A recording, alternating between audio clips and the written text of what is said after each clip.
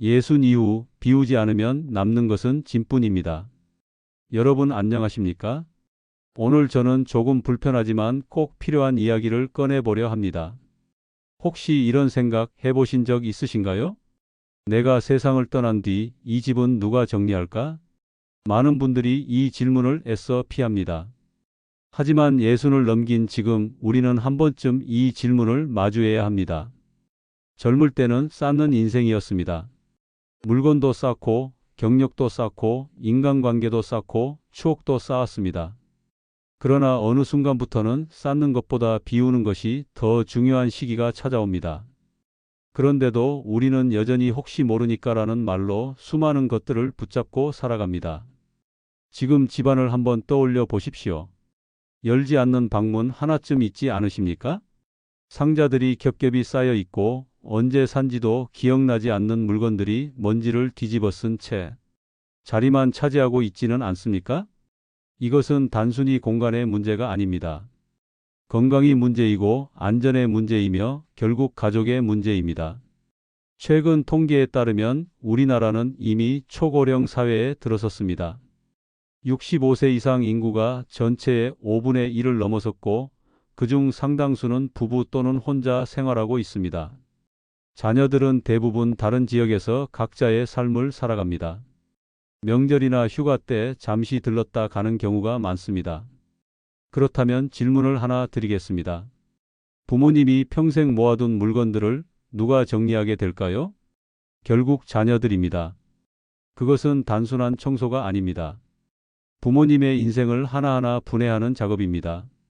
옷 한 벌에도 사연이 있고 서류 한 장에도 시간이 묻어 있습니다. 그래서 더 힘듭니다. 정신적으로도 육체적으로도 그리고 경제적으로도. 어떤 가정은 몇 달 동안 정리를 합니다. 전문 업체를 부르면 수백만 원이 들기도 합니다. 그러다 보면 형제들 사이에 갈등이 생기기도 합니다.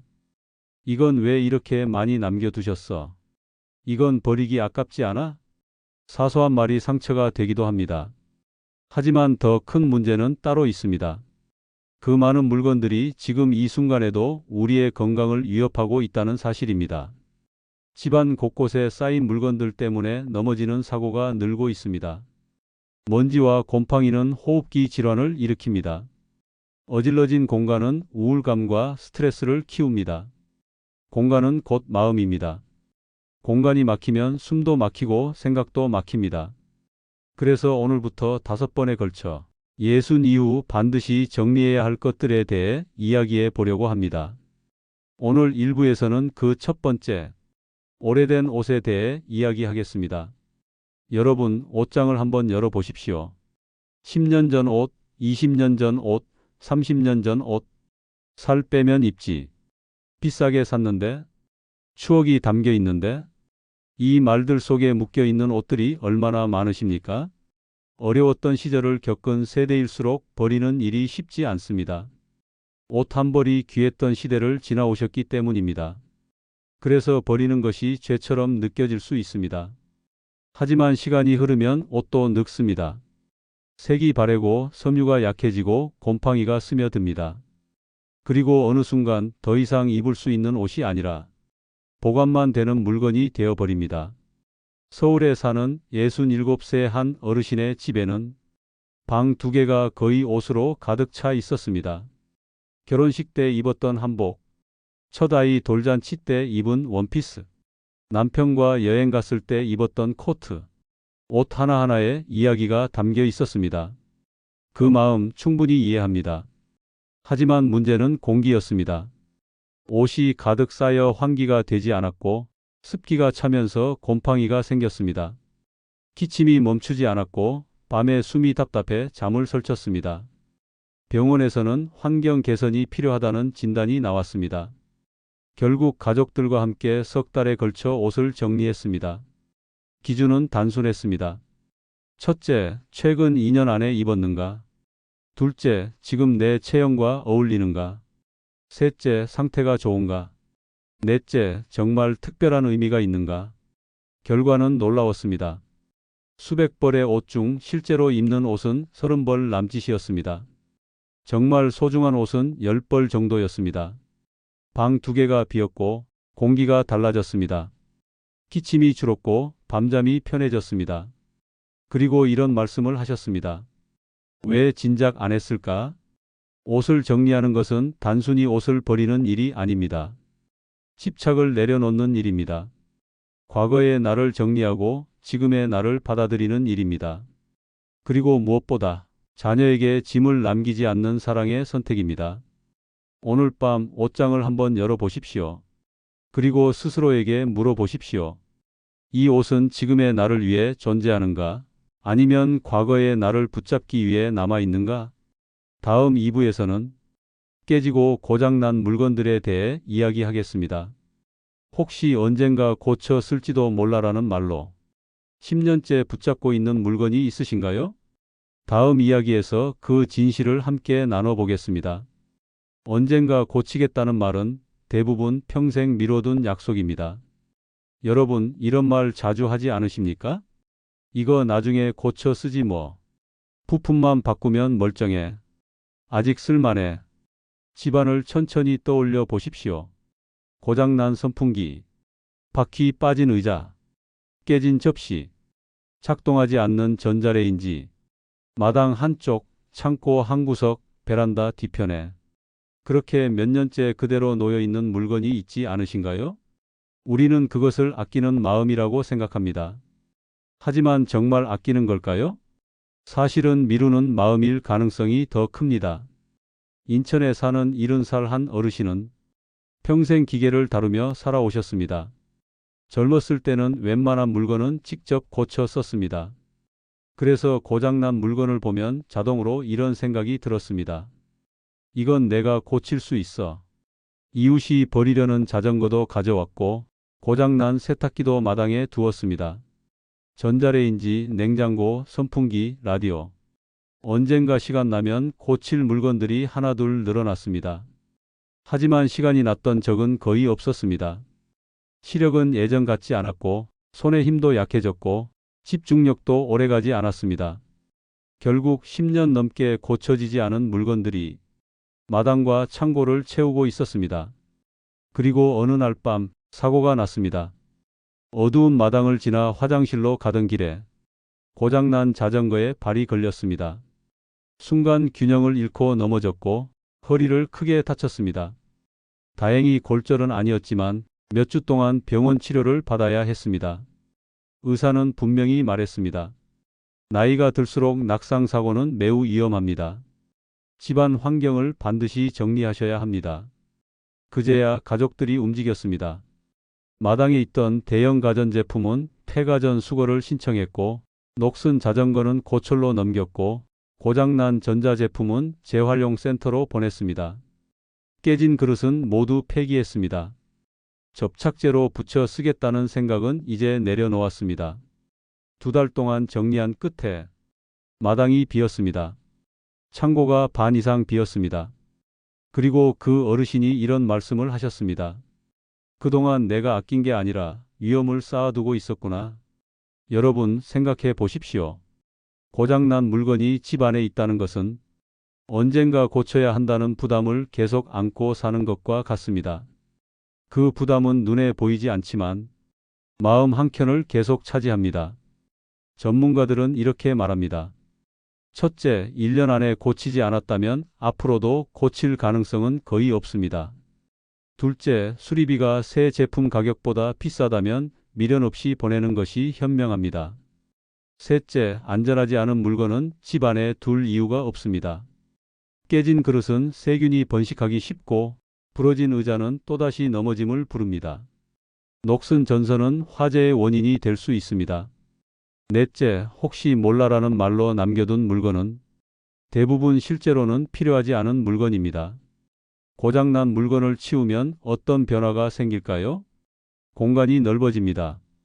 청소가 쉬워집니다. 먼지가 줄어듭니다. 넘어질 위험이 줄어듭니다. 그리고 무엇보다 마음이 가벼워집니다. 언젠가 고쳐야 하는데 이 문장이 사라지기 때문입니다. 아끼는 것과 쌓아두는 것은 다릅니다. 지혜로운 전략은 안전과 균형 위에 서 있습니다. 오늘 집안을 한번 둘러보십시오.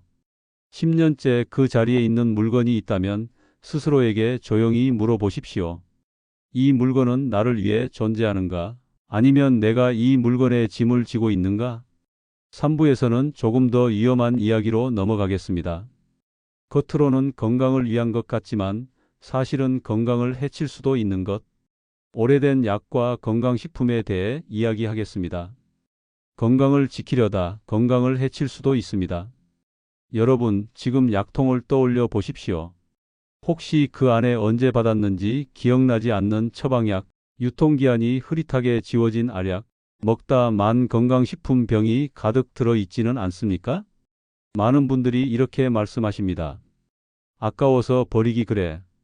같은 증상 생기면 또 먹으면 되지. 비싸게 샀는데 그냥 두기엔 아깝잖아. 그 마음 이해합니다.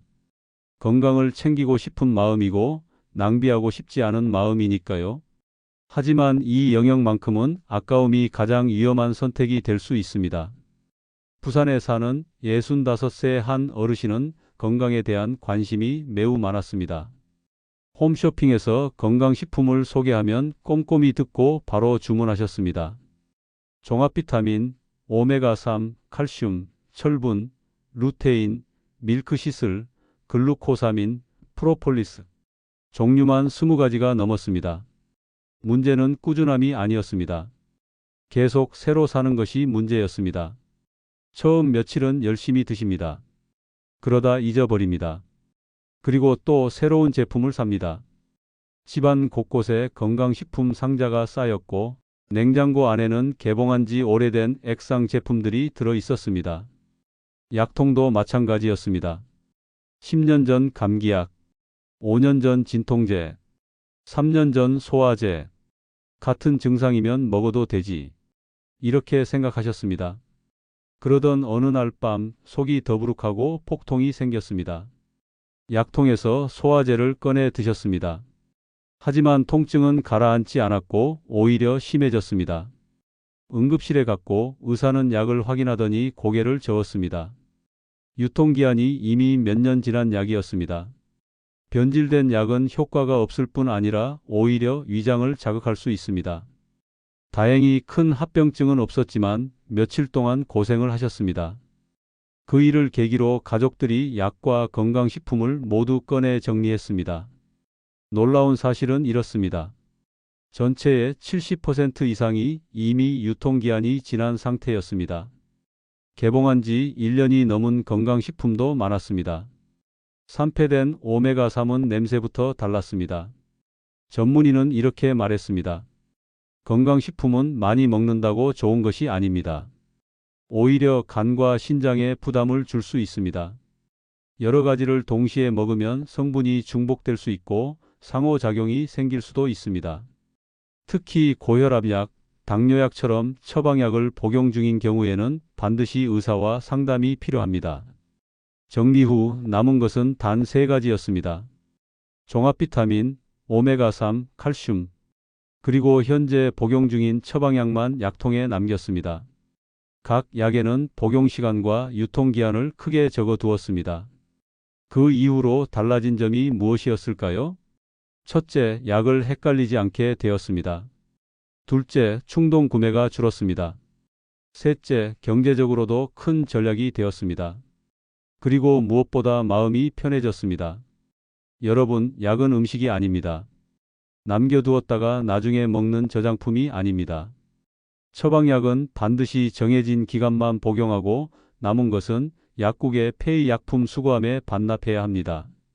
일반 의약품도 유통기한이 지나면 복용하지 마십시오. 특히 안약, 액상약, 연고는 더 빠르게 변질됩니다. 건강식품은 개봉 후 3개월 이내에 섭취하는 것이 좋습니다.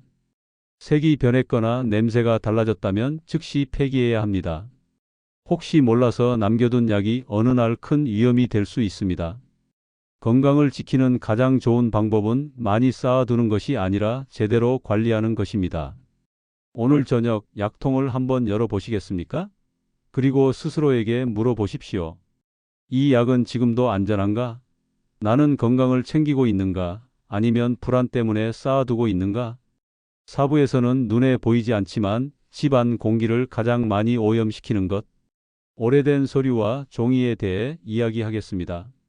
종이는 기억이지만 쌓이면 짐이 됩니다. 여러분, 집안에 서류방 하나쯤 있지 않으십니까? 방 한쪽 벽면을 가득 채운 파일 박스, 연도별로 묶어둔 고지서, 상자에 담긴 옛 성적표와 회사 서류, 그리고 언젠가 다시 볼지도 모른다며 모아둔 신문과 잡지. 처음에는 정리였습니다. 꼼꼼함이었고 성실함이었습니다. 하지만 어느 순간부터 그 정리는 멈추고 쌓이는 것만 계속되기 시작합니다. 대전에 사는 72살 한 어르신은 평생 공직 생활을 하셨습니다. 서류 정리에 철저했고 파일 색깔로 중요도를 나누고 날짜별로 분류하는 습관이 몸에 배어 있었습니다. 퇴직 후에도 그 습관은 그대로 이어졌습니다. 급여 명세서, 연말정산 자료, 30년치 공과금 고지서, 보험 관련 서류, 은행 거래, 내역서, 자녀들의 성적표, 상장, 졸업 관련 서류까지 언젠가 필요할 수도 있어. 그 한마디가 모든 종이를 집안에 붙잡아 두고 있었습니다. 결국 작은 방 하나가 서류 상자로 가득 찼습니다. 200개가 넘는 파일 박스. 바닥에도 쌓이고 선반에도 쌓였습니다. 문제는 정리가 아니라 공기였습니다. 오래된 종이에서는 눈에 보이지 않는 미세먼지가 발생합니다. 습기가 차면 곰팡이가 번식합니다. 그 방에 들어갈 때마다 재채기가 시작되었습니다. 코가 막히고 목이 따갑고 눈이 가려웠습니다. 병원에서는 알레르기 비염 진단을 내렸습니다. 종이 먼지와 곰팡이가 원인일 가능성이 큽니다. 환경을 정리하셔야 합니다. 그제야 가족회의가 열렸습니다. 전문가에게 문의해보니 평생 보관해야 할 서류는 생각보다 많지 않았습니다. 부동산 관련 서류와 등기 권리증, 연금 관련 증서, 세금 서류는 5년, 의료 기록은 중요한 것만 3년, 공과금 고지서는 1년이면 충분했습니다. 나머지는 대부분 필요할 때 다시 발급받을 수 있는 것들이었습니다. 결국 2달에 걸쳐 서류를 전부 꺼내 분류했습니다. 정말 필요한 서류는 전체의 10%도 되지 않았습니다. 그것들은 파일 몇 개에 정리되었습니다. 중요 서류는 스캔해서 외장 저장 장치와 클라우드에 보관했습니다. 이중 백업을 해두니 오히려 더 안전해졌습니다. 개인정보가 적힌 서류는 모두 파쇄했습니다. 신문과 잡지는 재활용으로 보냈습니다. 그리고 방 하나가 완전히 비었습니다. 그 방은 운동 공간이 되었습니다. 아침마다 스트레칭을 하고 가벼운 근력 운동을 시작했습니다. 놀랍게도 비염 증상이 눈에 띄게 줄었습니다. 재채기가 줄고 숨쉬기가 편해졌습니다. 그리고 이런 말씀을 하셨습니다. 그동안 내가 기록을 지킨 게 아니라 기록에 묶여 있었구나. 여러분, 우리는 종이를 기억이라고 생각합니다. 하지만 진짜 기억은 마음에 남습니다. 성적표를 버린다고 자녀의 노력이 사라지지 않습니다. 30년 전 고지서를 버린다고 그 시절의 삶이 없어지지 않습니다. 지금은 디지털 시대입니다. 필요한 서류는 언제든 발급받을 수 있습니다. 중요한 자료는 사진으로 남겨도 충분합니다. 종이를 쌓아두는 것이 철저함이 아니라 때로는 불안일 수 있습니다. 오늘 집안을 한번 돌아보십시오. 상자째 열어보지 않은 서류 더미가 있다면 스스로에게 물어보십시오. 이 종이는 나를 위해 존재하는가? 아니면 내가 이 종이의 관리자가 되어버린 것인가? 이제 마지막 이야기로 가겠습니다. 5부에서는 눈에 보이지 않지만 가장 무겁게 쌓이는 것에 대해 이야기하겠습니다. 가장 무거운 것은 물건이 아니라 마음입니다. 지금까지 우리는 옷, 고장난 물건, 약, 서류에 대해 이야기했습니다. 하지만 여러분, 정말 가장 무거운 것은 무엇일까요? 사실은 물건이 아닙니다. 마음입니다. 예순을 넘기면 몸보다 먼저 쌓이는 것이 있습니다. 섭섭함, 억울함, 후회, 미련. 그때 내가 더 잘할걸? 왜 그 말을 했을까? 저 사람은 아직도 이해가 안 돼. 이런 감정들은 눈에 보이지 않지만 집 안에 어떤 물건보다 더 많은 공간을 차지합니다. 어떤 분은 10년째 연락하지 않는 자녀 이야기를 꺼내며 여전히 분노를 품고 계십니다. 어떤 분은 형제와의 재산 다툼을 떠올리며 마음 한켠에 응어리를 묻어둡니다. 또 어떤 분은 배우자에게 하지 못한 말이 가슴에 남아 있습니다. 이 감정들은 정리하지 않으면 시간이 갈수록 더 단단해집니다. 물건은 버리면 가벼워집니다. 하지만 감정은 내려놓지 않으면 점점 더 무거워집니다. 한 어르신이 이런 말씀을 하셨습니다. 집은 깨끗해졌는데 마음은 아직도 복잡하네. 그래서 저는 오늘 마지막으로 이 말씀을 드리고 싶습니다. 예순 이후에 쌓아두지 말아야 할 것, 마지막은 미해결된 감정입니다. 누군가에게 서운했던 일, 내가 잘못했던 일, 아직 꺼내지 못한 말, 용서는 상대를 위한 것이 아니라 나를 위한 정리입니다. 화를 오래 품고 있으면 스트레스 호르몬이 계속 분비됩니다. 혈압이 오르고 잠이 얕아지고 면역력이 떨어집니다. 마음의 정리는 곧 건강의 정리입니다. 어떻게 시작하면 좋을까요? 먼저 인정하십시오. 그래, 내가 아직 서운했구나. 그리고 가능하다면 짧은 문자라도 보내보십시오. 잘 지내니? 그때는 내가 미안했다. 꼭 길고 거창할 필요는 없습니다. 이미 세상을 떠난 사람이라면 마음속으로라도 말해 보십시오. 편지를 써도 좋습니다. 그리고 그 편지를 태우거나 접어 보관하십시오. 그 행위 자체가 정리입니다. 또 하나, 자녀에게 남길 말을 지금 해두는 것도 중요합니다. 엄마는 이렇게 살았단다. 아버지는 이런 마음이었다. 미리 이야기해두면 나중에 오해가 남지 않습니다. 우리는 모두 언젠가 정리를 당하는 입장이 됩니다. 그때 자녀들이 물건뿐 아니라 감정까지 함께 짊어지게 하고 싶지는 않지 않습니까? 예순 이후의 삶은 비우는 삶입니다. 쌓는 인생이 전반전이었다면 후반전은 정리의 시간입니다. 옷을 정리하고 고장난 물건을 정리하고 약을 정리하고 서류를 정리하고 마지막으로 마음을 정리하십시오. 그러면 놀라운 일이 생깁니다. 집이 가벼워지고 공기가 달라지고 몸이 편해지고 마음이 맑아집니다. 그리고 어느 날 이런 생각이 듭니다. 이제는 정말 편안하다. 여러분, 정리는 끝이 아니라 새로운 시작입니다. 오늘 이 5가지 중 하나만이라도 시작해 보시겠습니까? 작은 비움이 큰 평안을 만듭니다. 지금까지 함께 해주셔서 감사합니다. 다음 이야기에서 다시 뵙겠습니다.